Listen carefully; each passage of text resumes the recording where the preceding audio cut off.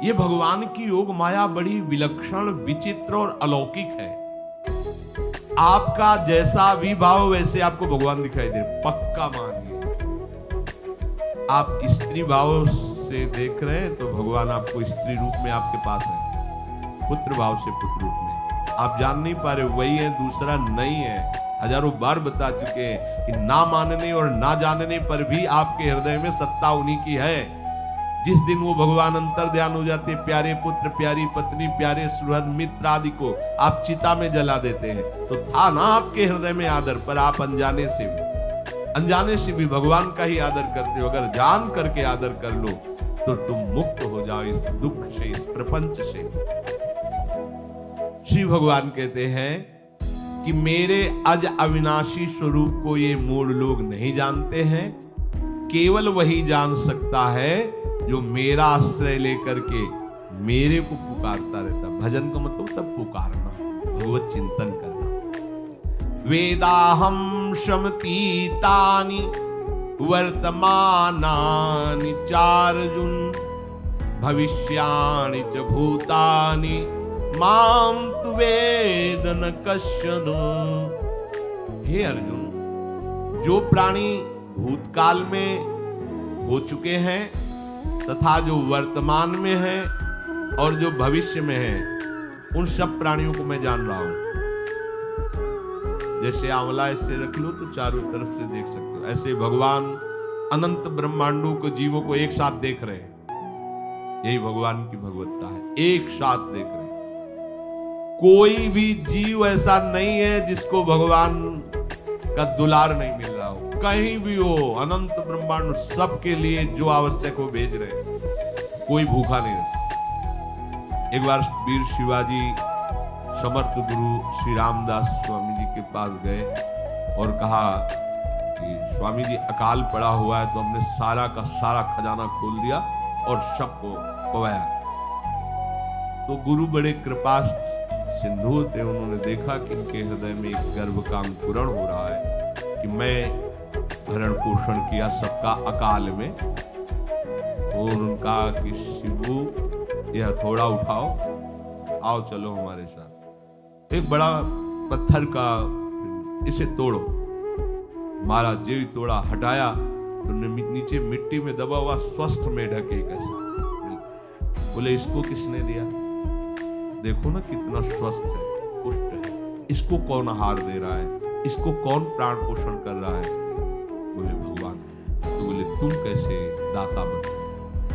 संपत्ति तो सब भगवान की है, भगवान ही सबका, ये अहम मत करो कि तुम पोषण करते हो। नहीं, छोटी सी वृत्ति को भी गुरुदेव बर्दाश्त नहीं करते। जो गुरु शरणागत होता है वो उनकी बात समझता है, अन्यथा वो अपनी मनमानी वृत्ति को ही आदर देता है, गुरु की आज्ञा वृत्ति को नहीं देता। छोटा सा भी अभिमान का कण अपने जनों में गुरुदेव को बर्दाश्त नहीं होगा, क्योंकि यही भगवत प्राप्ति में बाधा बन जाएगा। कितने जीव चराचर जगत में, देखो हमारे भगवान की भगवत्ता, सबको देख रहे हैं, सबको व्यवस्था दे रहे हैं, सब कुछ देख रहे हैं।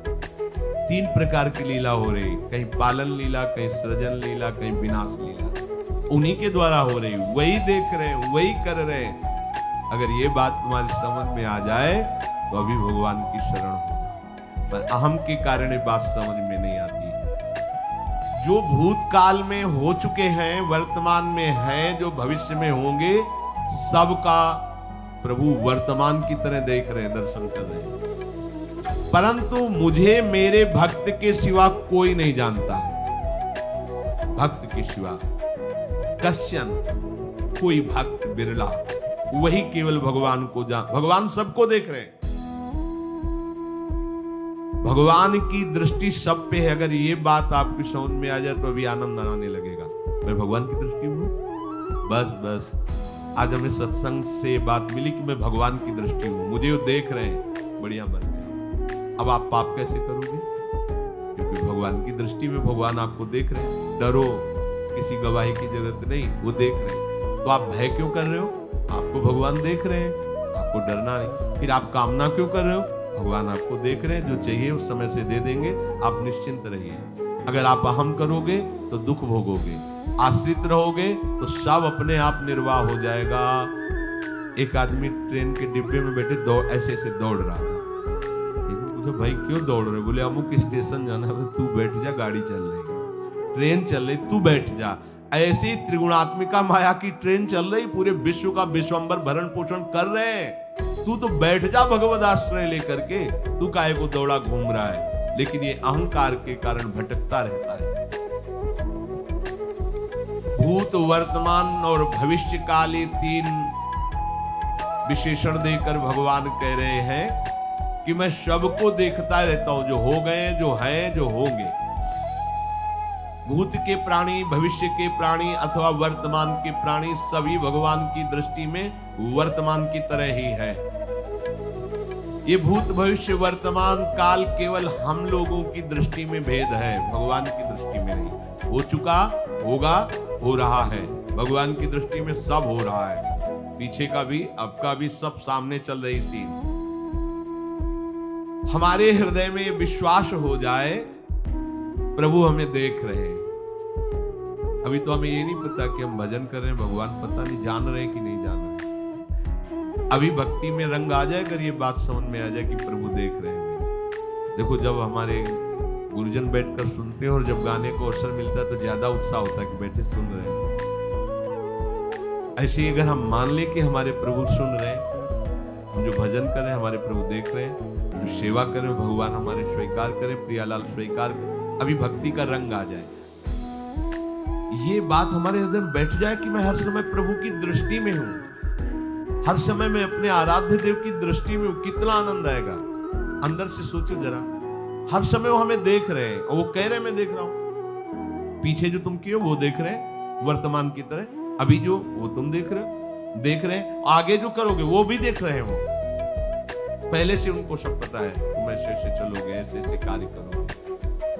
भगवान की दृष्टि में सब कुछ वर्तमान ही रहता है। संपूर्ण प्राणी काल के अंतर्गत है और प्रभु श्री हरि कालातीत है। देश, काल, वस्तु, व्यक्ति, घटना, परिस्थिति ये बदलते रहते हैं, पर प्रभु श्री हरि वैसे के वैसे ही रहते हैं। काल के अंतर्गत प्राणियों का ज्ञान एक सीमित है।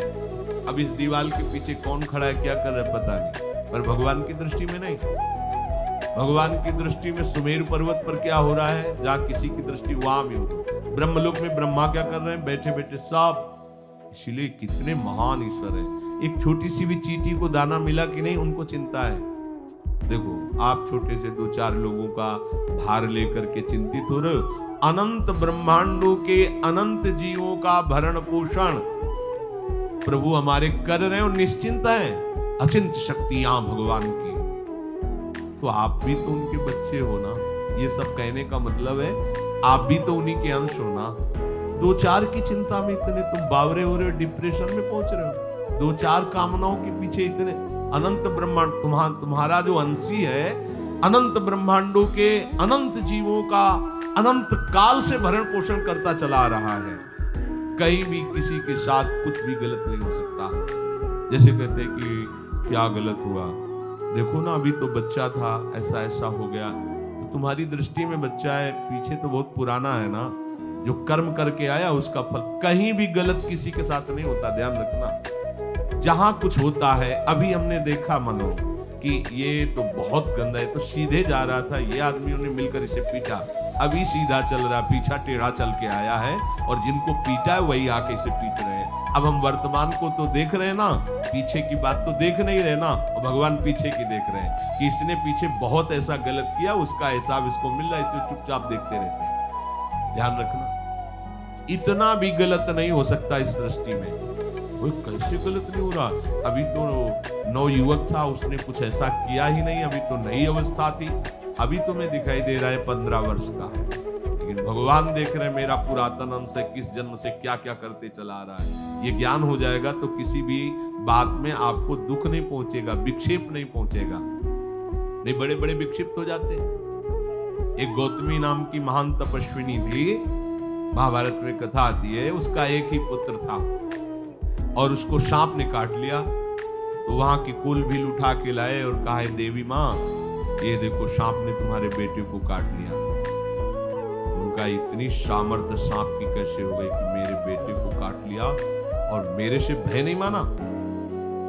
आकर्षण वृत्ति जीव ही की सांप सामने आ गया, तूने क्यों काटा, मैं तुम्हें भस्म कर दूंगी। तो आपने कहा पहले हमारी प्रार्थना सुन लो। मेरे सर पर मृत्यु ने आकर के अपना शासन जमा लिया और कटवा दिया, मेरा कोई दोष नहीं। मृत्यु का आकर्षण किया महान तपस्विनी, भगवान व्यास देव जी ने ये लीला कथा गाई। मृत्यु का आकर्षण किया, साक्षात मृत्यु सामने आ गई, थर थर कांपने लगी। गौतमी जी ने कहा मैं अपने तपस्या के बल से तुम्हें भस्म कर दूंगी। हमारे ऐसे निष्पाप बालक को तुमने सांप के द्वारा प्रेरित करके कटवाया। बोले मेरे ऊपर काल का शासन, काल ने मुझे प्रेरित किया, मैंने सांप को प्रेरित किया, मेरा कोई दोष नहीं, ये काल का शासन। काल का आवाहन किया, काल उपस्थित हुआ। काल ने कहा कि मेरा इसमें कोई दोष नहीं, इस बालक के पूर्व जन्म के कर्म के द्वारा मैं प्रेरित हूं। इस बालक के कर्म से प्रेरित होकर मैंने मृत्यु को प्रेरणा की, मृत्यु ने सांप को प्रेरणा की, ऋषि ने डस लिया। अब आप बताओ किसका दोष है? शांत हो गए, क्योंकि इस बालक के ही तो को न काहू के सुख दुख कर दाता, निज कृत कर्म भोग सुन भ्राता। कोई किसी के सुख दुख का हेतु नहीं है, अपने कर्म ही है जो हमको दुख सुख देते हैं। और ये भगवान देख रहे हैं।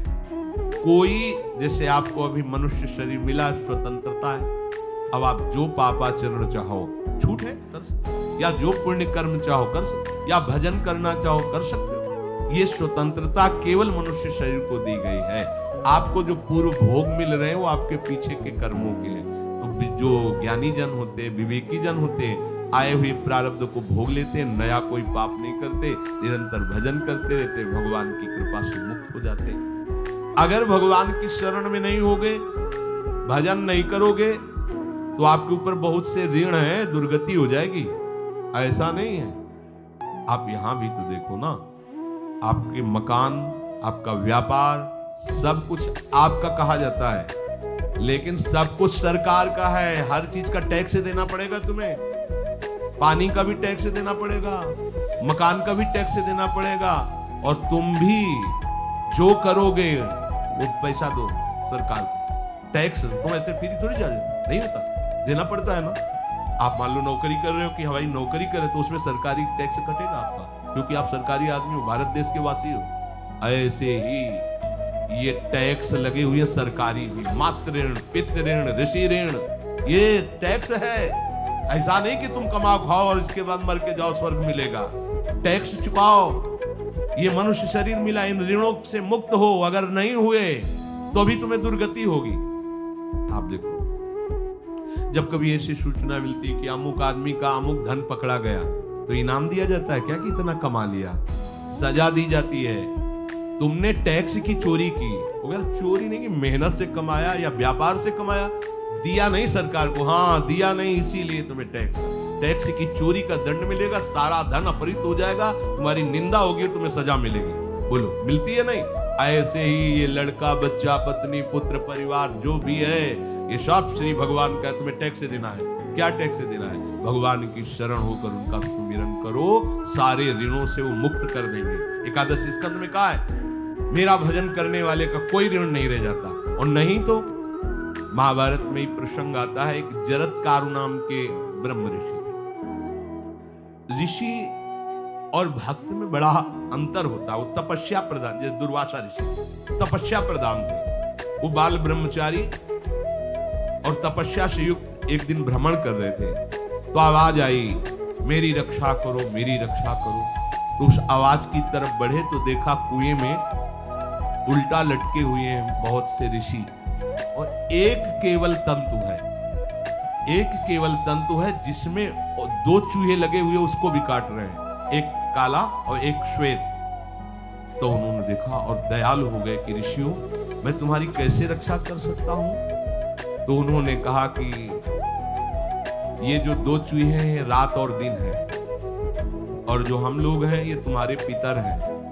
ये चूहे तुम्हारी आयु को काट रहे हैं, एक तंतु हमारे कुल में केवल तुम ही हो, और तुमने तपस्या की ठान ली, ब्याह किया नहीं, गृहस्थ धर्म में गए नहीं, पुत्र हुआ नहीं, तो तपस्या में, भक्ति में एक दम है कि सब ऋणों से मुक्त कर देगी। ये बात ध्यान रखना, तपस्वी अलग है, भक्त अलग। इसलिए पीछे चर्चा आई थी कि तपस्वियों से भी अधिक, ज्ञानियों से भी अधिक, कर्मकांडियों से भी अधिक वो मेरा भक्त योगी होता है। तुमने तो ब्याह किया नहीं, तो अब ये तंतु रात दिन तुम्हारे जीवन को काट रहे हैं, जहां तुम खत्म हुए हम सब नरक में गिर जाएंगे। पितरों ने कहा तुम पितर ऋण से युक्त हो, मुक्त तभी होगे जब ऐसा करो। वो दृश्य खत्म, अंतर ध्यान हो गया। वो बड़े दुखी हुए कि क्या करें। तो उन्होंने मन में निश्चय किया कि ब्याह तो करूंगा पितरों के उद्धार के लिए। इतने बड़े तपस्वी हैं जरत्कारु जी, बड़ी महिमा है, लेकिन बात यहां फंस गई। पितृ, उन्होंने मन में निश्चय किया कि कोई आके अपनी कन्या दे दे और उसका भी नाम जरत्कारु हो। मैं बिल्कुल भरण पोषण नहीं करूंगा और कभी हमसे कोई प्रश्न ना करे। ऐसी अगर कोई कन्या देगा तो मैं स्वीकार कर लूंगा। अब ऐसे ना नगर जाना है, ना किसी से बात करनी, तो वृक्षों से कहते अपने पितरों के उद्धार के लिए मैं चाहता हूं कि कोई पाणी ग्रहण संस्कार करा दे, कोई हमारे नाम की कन्या को दे दे, और ऐसा ऐसा व्रत है। ऐसा ही बोल रहे थे, वासुकी नाग उपस्थित हो गए और उनकी बहन का भी नाम जरत्कारु था। उन्होंने कहा सुनिए महाराज, मैं नागराज वासुकी हूं, सब देव रूप में, तो ऐसे नहीं सांप वैसे वाले देव रूप। सुंदर कन्या जरत्कारु, बोले ये कन्या मैं आपको समर्पित करता हूं, हमारा सौभाग्य होगा आप जैसा महर्षि हमारी बहन का पति बने। इसका भी नाम जरत्कारु है और आपकी जो इच्छा है कि मैं भरण पोषण नहीं करूंगा, तो मेरे पास संपूर्ण वैभव है, आप भी पधारिए, मैं आपका भी भरण पोषण करूंगा, अपनी बहन का भी। तीसरी बात, मेरी बहन इतनी शास्त्र सम्मत आराधना से युक्त है कि वो कभी आपसे प्रश्न ही नहीं करेगी, तो उनका स्वीकार। प्रश्न चलेंगे। काफी समय तक उनके महल में रहे। एक दिन जरत्कारु अपनी जरत्कारु पत्नी की गोद में सर रख कर ऐसे लेटे हुए थे, सो गए। और शास्त्रज्ञ थी, संध्या का काल था। संध्या काल में निषेध है मैथुन करना, भोजन करना और स्वाध्याय करना, ये सब संध्या काल में बस भगवत स्मरण परायण लोकवत। लेकिन हमारे यहाँ महारानी जी की संध्या आरती और संध्या भोग लगने के बाद ये इसीलिए वृंदावन धाम इसका कहीं भी ये वेदान्नपि संन्यस्त, वेदों से भी ऊपर उठी हुई रसमयी रसोपासना है। प्रियालाल की महल है, ये जगत सिद्धांत नहीं है, ये जगदीश का भी सिद्धांत नहीं है, ये प्रेम सिद्धांत है। वृंदावन नित्य विहार रस है, इसलिए इसको बीच में बता देते हैं कि एक दूसरे को तो, और यहाँ शाम को तो भोग ही लगता है, गान बजान होता है, बकाया सिद्धांत है। आंख मूंद करके या तो गायत्री जप या जो गुरु मंत्र चुपचाप शांत भाव से जपे, ऐसा। अब वो इस चिंता में थे कि मेरे पति का धर्म जा रहा है और मैंने आज तक कुछ बोला नहीं अपने पति से। अगर बोलती हूं तो हो सकता है नाराज हो जाए और छोड़कर चले जाए। अगर मुझे छोड़ देते हैं और इनका धर्म बचता है तो ये ठीक बात है। कितनी विवेकवान है। अगर ये सोते रह गए और सूर्य अस्ताचल को चले गए तो इनका धर्म लोप हो जाएगा। ये मैं होने नहीं दूंगी, अपने पति का धर्म लोप नहीं होने। और वो उस समय भी केवल एक लंगोटी लगा के रहते थे, अस्थिमात्र हो रहे से। वहां भी ऐसा नहीं कि दूल्हा बनकर के सज, नहीं, वैसे ही केवल पितरों की तृप्ति के लिए उन्होंने बात स्वीकार की। उन्होंने कहा महाराज उठिए, संध्या का समय है, शास्त्र निषेध करता है इस समय सोना नहीं चाहिए, नहीं आपके धर्म का लोप हो जाएगा। महाराज उठिए, सूर्य अस्ताचल को बस पहुंचने ही वाले हैं, उठिए। उठे एकदम लाल आंख करते हुए, तुमने हमें टोका कैसे, तुमने हमसे प्रश्न कैसे कर दिया, मैं अभी तुम्हारा त्याग करता हूं। बोले स्वीकार है, आपके धर्म का लोप ना हो। कहीं सूर्य अस्ताचल को चले गए, आपने अर्घ नहीं दिया तो जीवन भर की आपकी उपासना में कलंक लग जाएगा कि आपने संध्या काल में शयन करते हुए सूर्य आराधना नहीं की, आपके धर्म का लोप हो जाए। बड़ा सूक्ष्म धर्म का विषय है। तो उनका सूर्य की ताकत कैसे कि मैं सोता रहूं और वो अस्ताचल को चले जाए, ऐसे महात्मा थे। का सूर्य की ताकत कैसे, भगवान व्यास देव जी ने लिखा है, किसी कहानी की बात नहीं। सूर्य की सामर्थ्य कैसे है कि मैं अर्घ ना दूं और अस्ताचल को चले जाएं, सूर्य तब तक रुके रहते जब तक मैं सोता रहता। पर तुमने टोक दिया, अब मैं चलूं। जब चले तो उन्होंने कहा हमारे गृहस्थ धर्म का जो फल होता है आपके पाणी ग्रहण स्वीकार का जो फल होता है, उसको बिना दिए आप कैसे चले जा रहे हैं? उनका आस्तिक वो है, चले गए। उसी से आस्तिक मुनि का प्रादुर्भाव हुआ और उन्होंने आगे बड़ा चरित्र है उनका, आस्तिक, उसी से नाम रखा आस्तिक। आस्तिक उन्होंने जन्मेजय की यज्ञ को बंद किया। आप सोचो, एक पितर की तृप्ति के लिए उनको ये सब करना पड़ा। और श्री हरिशरणम और निरंतर भजन, तो मातृण, पितृण, देवऋण, ऋषि ऋण, सब ऋणों से उपासक मुक्त होकर के परम धाम को जाता है, एकमात्र भगवदास। पर ये मूढ़ जन इस बात को नहीं जान पाते हैं। बिना कारण कृपा करने वाले प्रभु जीव को मनुष्य शरीर देते हैं। ये मनुष्य शरीर अंतिम शरीर है। अगर इसमें नहीं बना तो फिर चले जाओगे 84 लाख योनियों के चक्र में। इसी शरीर में अनंत जन्मों के संचित कर्म समुदाय का नाश करके भगवत प्राप्ति होती है या मोक्ष पद मिलता है। कौन सा प्राणी किस गति को जाएगा भगवान देखते हैं पर संकल्प नहीं करते। ध्यान रखना, क्योंकि आगे की भी देख रहे हैं, वो देख रहे हैं जो तुम कर रहे हो वैसे गति बनती चली जाएगी। भगवान संकल्प नहीं करते। भगवान तो एक बार संकल्प कर दिया, एको हम भविष्यमा, उसी में बहुत रूपों में प्रकट हो गए।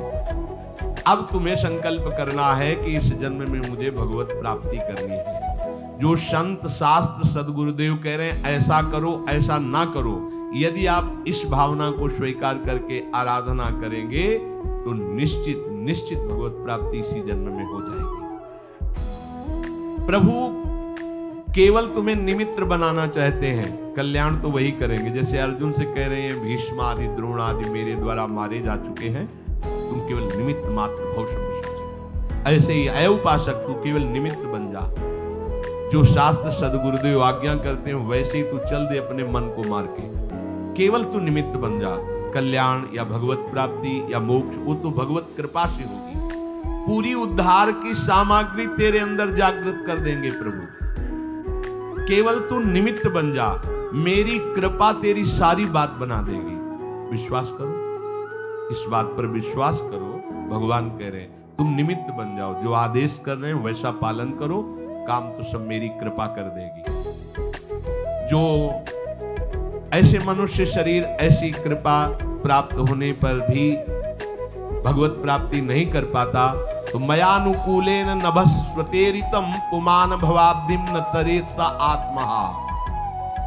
ऐसी मेरी कृपा का सहारा मिलने पर यदि वो भगवत प्राप्ति नहीं कर पाता तो बोले आत्महा है, वो आत्महत्यारा है, वो दुर्गति को प्राप्त होता है। मनुष्य के लिए खास बात है कि प्रभु ने कृपा करके तुम्हें जो सामर्थ्य दी है, जो समझ दी है, जो सामग्री दी है, उसका दुरुपयोग मत करो। केवल भगवत प्राप्ति के लिए चलो, केवल भगवत प्राप्ति के लिए। ये सबकी समझ में नहीं आएगा, बिल्कुल बात समझ ले। केवल भगवत प्राप्ति के, ये जो कहते हैं कि और हमारे धर्म का, ये सब फसाव है।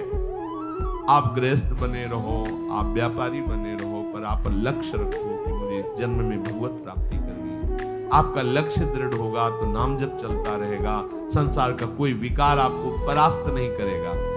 अगर आपने ऐसा अटल निश्चय कर लिया तो तुम्हें जो भगवत सामर्थ्य मिली उसका तुम दुरुपयोग नहीं करोगे। देख लो, अपने लोग बहुत बड़ी गलती करते हैं, जो आध्यात्मिक ऊर्जा शक्ति उसको विषयों में दुरुपयोग करके नष्ट कर रहे हैं। कहते हैं अब हमारा मन नहीं लगता, अब हमारा बड़ा शांति है, घबराहट है। क्यों शांति है, क्यों घबराहट है? जब तक तुम धर्म विरुद्ध नहीं करोगे तो अशांति नहीं हो सकती, भय नहीं लग सकता, विषाद नहीं हो सकता, क्लेश नहीं हो सकता। लिख लो ये बात।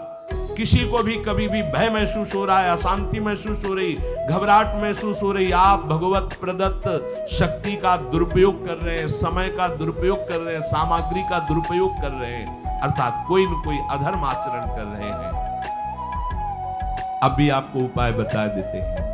यदि तुम्हारा मन जलन पैदा कर रहा है तो भगवान से हाथ जोड़कर कहो कि हे नाथ, मेरे से अब तक जो गलतियां हुई हैं उन्हें क्षमा कर दो। आगे मैं गलती नहीं करूंगा, आपके बल से, आपके बल से। ये भी ध्यान रखो, आपके बल से, अपने बल से नहीं, आपके बल से। हे नाथ, ऐसा मुझे बल दो जिससे कभी मैं आपके और गुरुदेव के विपरीत न चलूं। अगर कोई हमसे गलती हो जाए तो मुझे तत्काल दंड दे देना, क्षमा मत करना। आगे ये बहुत बढ़िया बात है। अगर हमको क्षमा कर दिया जाएगा तो हमारे मन को उत्साह बढ़ जाएगा फिर गलती करने का। अगर दंड दे दिया जाए तो मन डर जाएगा। इसीलिए प्रार्थना में ये भी कहना चाहिए, पर हिम्मत नहीं पड़ेगी क्योंकि मन को बहुत दुलार करते हैं ना, कि प्रभु मेरे से जो गलती हुई उसे मुझे दंड दे दो, मैं क्षमा नहीं चाहता। क्योंकि हम देखते हैं जब हम क्षमा कर देते हैं तो उसका उत्साह बढ़ जाता है मन का और गलत करने का। प्रभु इसे क्षमा मत करो, इसे दंड दो। एक बार इसकी भरपूर बेइज्जती होनी चाहिए। जब इसको सब देखेंगे हाँ ये, तो अपने आप ही मन सही रास्ते में आ जाएगा। प्रभु आप क्षमा कर देते और बात गुप्त रहती है तो इसको बढ़ावा और मिल जाता है और पापाचरण कर, क्योंकि ये दुष्ट है ना। अगर साधु हो तो बचत हो जाए कि देखो प्रभु ने इस गलती को छुपा दिया और कोई जाना भी नहीं और क्षमा भी कर दिया, तो मैं आगे से बिल्कुल नहीं करूंगा। ये दुष्ट है ना, ये ऐसा नहीं करता। क्षमा हो गई तो उसको लगता है आगे भी क्षमा हो जाएगी, चुपचाप चलो मनोरंजन करते हैं। नहीं प्रभु मुझे दंड दीजिए, जैसे कुंती जी कहती मुझे विपत्ति दीजिए। ऐसे उत्तम भक्त वही है। हे नाथ, आज तक जो गलतियां हुई क्षमा कीजिए, आगे गलतियां नहीं होंगी, ये मैं आपके बल से कह रहा हूं। प्रभु यदि मेरे से चूक हो जाए तो आप क्षमा मत करना, मुझे दंड देना, जिससे मेरा सुधार हो जाए, मैं आपके अनुकूल चलने लगूं। मनुष्य की असमर्थ दो तरह से होती है। एक असमर्थ कि वो कर ही नहीं सकता। जैसे किसी से कहा जाए कि तुम ये मकान उठा करके वहां रख दो, वो कर ही नहीं सकता। ऐसी सामर्थ्य जो आप में करने के लिए भगवान कभी आदेश ही नहीं देंगे, ध्यान रखना। एक बात ध्यान दीजिए, कोई भी ऐसी भगवद आज्ञा या गुरु आज्ञा नहीं होती जो आप नहीं कर सकते।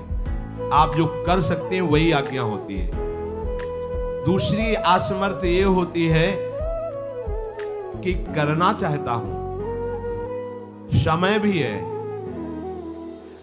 पर पता नहीं कोई अंदर से करने नहीं देता।